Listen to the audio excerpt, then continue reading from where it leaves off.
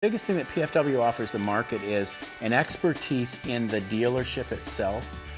So it's really not so much that we're gearheads and involved in the software and technology specialists as much as we're interested in how we can use technology and how we can exploit technology to make things work better in the dealership.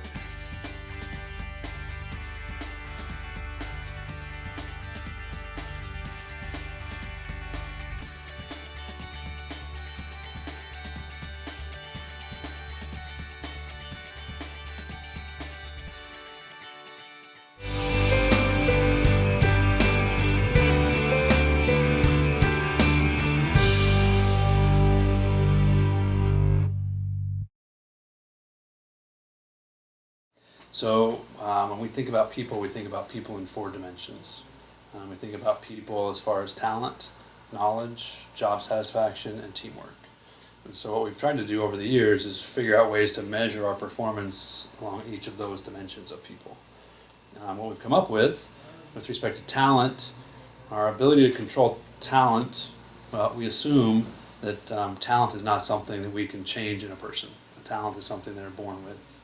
So the only way we can get talent in the organization is by hiring well or by managing the people that are already here. So effectively making sure that people are in the right slot to fit their talent, or if they don't have the talent to fit our company, that they're moving on to some other opportunity for them.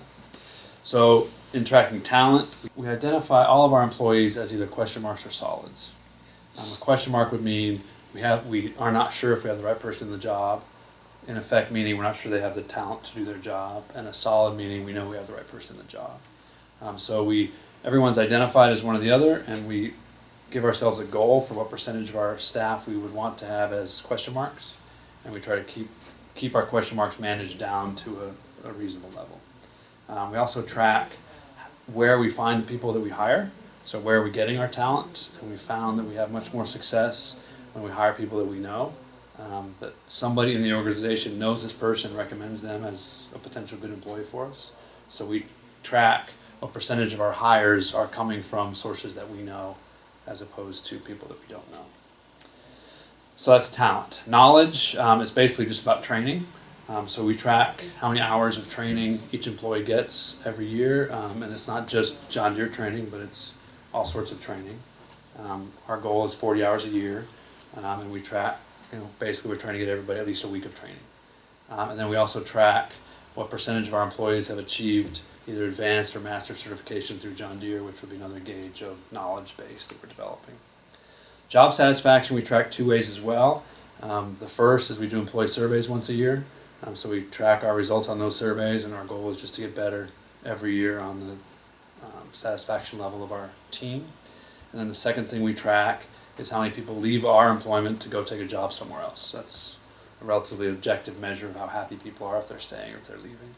And so we have a goal around what percentage we'd like that to be. We try to keep that as small as possible.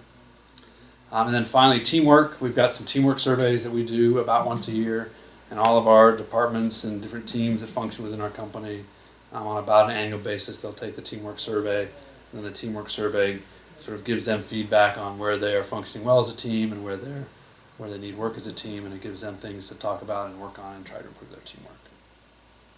Can I expand on one of those? On the employee surveys, we do a survey and we get the scores, and that gives us some information, but it doesn't really give us the root of where people are maybe dissatisfied. So what we've done in the past is we'll do roundtable employee meetings, and we used to have somebody who was a non-management employee go and facilitate meetings at each of the stores and basically ask all the employees, okay, here are the questions where this store perhaps scored not so well, what's happening, what are the issues, try to flesh out so that we can figure out how to resolve some of those problems. This past year, those tended to turn into largely gripe sessions, if you will, and sometimes you have one or two people who are particularly unhappy and they can dominate the conversation a little bit, and we had some people that would leave those meetings feeling like, I don't want to go to another one of those meetings, it's too much of a downer. So we took a different approach this year, which I thought was neat. We have members of our executive leadership team run those meetings now, and the purpose is not to just have a gripe session, but it's okay, we spend about 15 minutes identifying what are the issues in this store you guys would like to see fixed, and then we spend the rest of the time, we focus on we have them sort of vote on which issues take the highest priority for them, and we spend the rest of the time asking them, okay, what can we do as a store to resolve those issues? And by the end we have an action item list, we have a list of a few issues and some good ideas for what can be done, and then that's turned over to the store manager, so hopefully they can implement and fix some things and make people a little bit happier about where they work.